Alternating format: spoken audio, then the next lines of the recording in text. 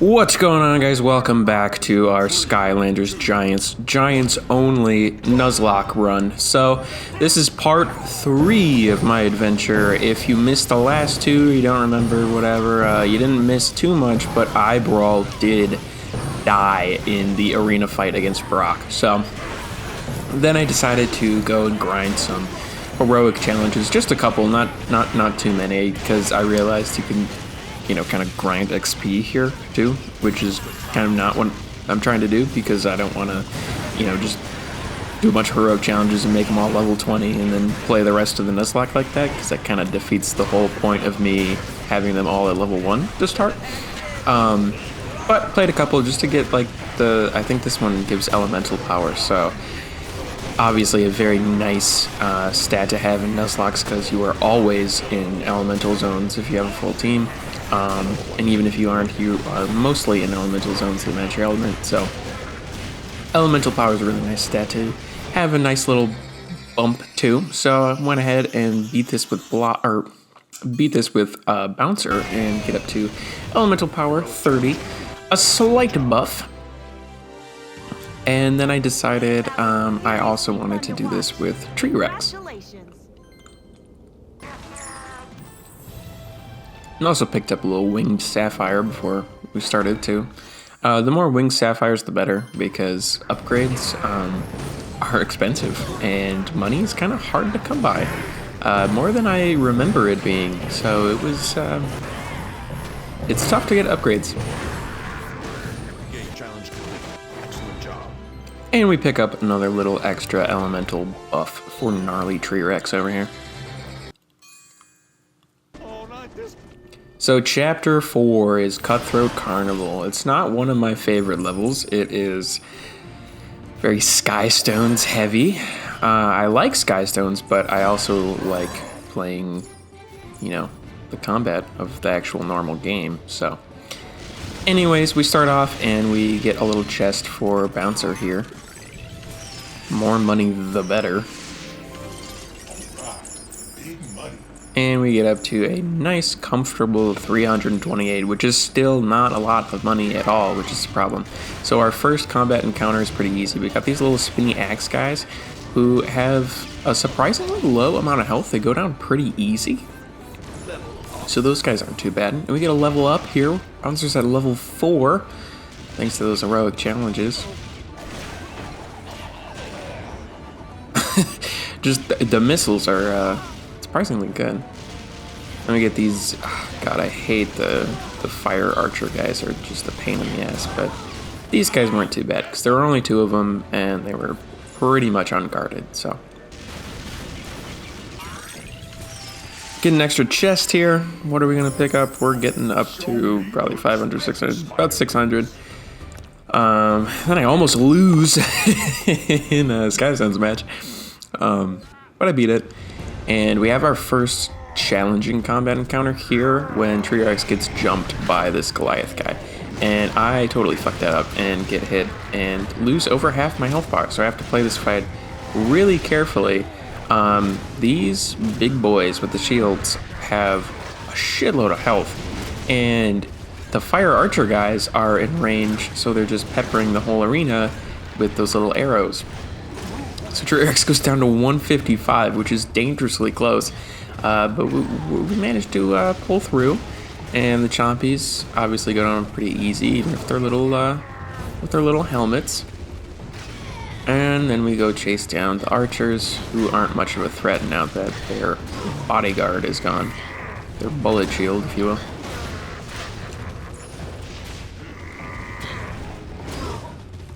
And Mr. Drill Archer dude is knocked out. Eventually we get to a elemental zone with Thumpback. This is probably the first, I can't remember, it might be one of the first or second times I actually fought with Thumpback in this run. I think it's the first. And I never play him, so I kind of didn't remember how to do this. What's cool about him is that he's got that nice movement ability to jump out of the way of things. Kind of convenient. And his anchor has the benefit of not only having decent range, but also some knockback to it, so you can kind of push people back. It doesn't always work, but most of the time it works, and it's pretty helpful. Especially because these guys don't run super far, and you can even push them back while they're shielded. And then I get hit and go down to 34 health, and I'm like, there's no way I'm gonna lose a second Skylander on chapter 4, right? Because if I lose Thumpback, I'm not sure I want to keep playing this, because what's the point? If I've lost 2 Skylanders in the first 4 levels, that'd be kind of insane. So I'm kind of playing this really careful, and I'm trying to push these guys back as much as possible, and just, you know, as long as it takes, and stay away from those archers, because obviously I don't want to deal with those, so I'm trying to like handle them on this side of the arena, and we clear them out, but we still got those archers. So I jump in with the archers, and fortunately they have much less health, and the movement that Thumpback has is pretty convenient. So we clear those guys out, and I get that level up, and I barely survive that. So I go and pick up the Swarm Soul Gem, obviously a very nice one to have, because Swarm is actually in this run. Woohoo! And he's alive. And we get another Winged Sapphire, the more the better. And then we get to an Elemental Gate, which I can't get into because the zone didn't change before I got to the gate. So I'm like, ooh, what if I like cheese this and use like Thumpback's like dive thing to like, I don't know, glitch past these walls, but it didn't work. Long story short. We get to another small encounter. It's just a little spinny guys. They're not too big a deal. They honestly have very little health. They're surprisingly easy. I feel like enemies like that, those spinny dudes, are much bigger pain in Swap Force. Nothing under the rock. Bummer. And then we get to a hothead zone. We pick up a legendary thingy, a Luckatron wheel. It's the Lucky Wheel of Wealth. I have to throw that on soon. And we meet our first encounter with an Executioner. The Executioners are pretty beefy, and they do a decent amount of damage, so I gotta play this carefully. But Hothead's pretty fun because he can do passive damage. If you throw the oil on an enemy and then burn it, then you're doing burn damage. And that's pretty nice because then you can focus on just avoiding attacks while you are actually doing passive damage. And we got another encounter with the Executioners and some Drow Archers. I decided to clear out the Archers first because they're pretty unprotected and I don't want to deal with them. And then we have 2 Executioners, so but this is a little bit harder because it's a much tighter arena to deal with, so less room to avoid those attacks. And then I just kind of walk into that axe, and I'm down to 80 health with Hothead again. It's like, what? But we get a level up, thank goodness, and Hothead is back to full health.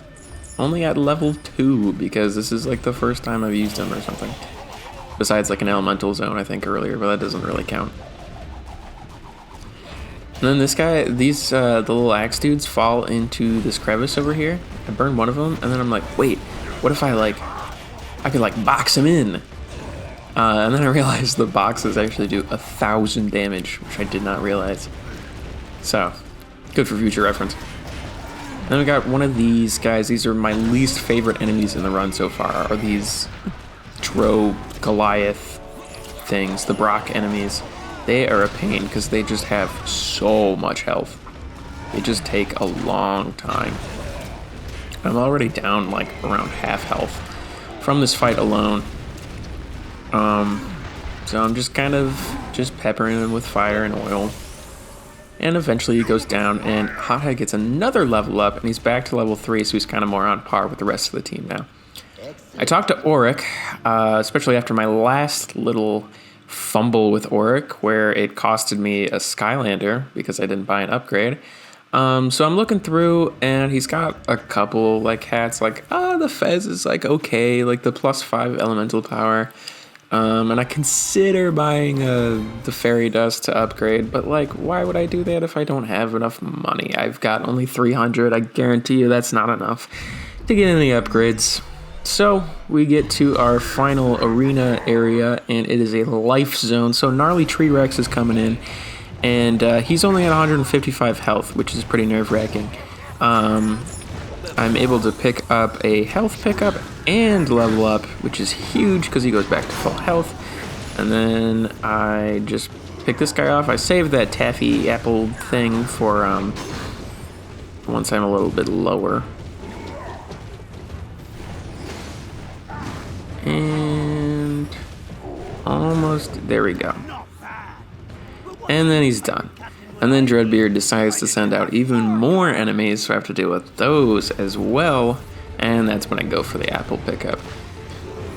But it doesn't look too bad. It's just archers and some chompies, which giants, of course, can just walk into, so not too big a deal. And the archers aren't much of a threat when there are no bullet sponges around, excuse me, to draw my attention away from them. I love the slow motion effect that you get sometimes when you slam with T-Rex. And we get two of my least favorite enemies in the game so far. These Dro Goliath guys are such a pain just because they have so much health. Fortunately, this arena is a little bit bigger than some of the others, so I've got a little more room to run around and stuff. It's just a bummer that T-Rex right now is a melee only character, so I have to get kind of close, which is a little bit a little bit nerve-wracking. Now T-Rex is down to half health again. You can't get too greedy in these fights because, like, I want it to be over quicker, but, you know, if you are not careful enough, you're gonna get yourself killed. But I knock him out, and I play Skystones with Dreadbeard, and, you know, I kick his ass because this game is easy, and he doesn't know what he's doing. So I beat him, and we clear it out, and we get to complete Cutthroat Carnival.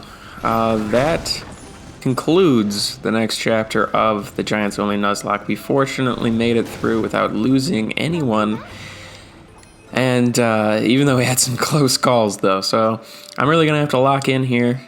Fortunately, we have enough money to grab that photosynthesis cannon upgrade for T-Rex, which I decide is worth it. But without further ado, my friends, I will see you next time in part 4.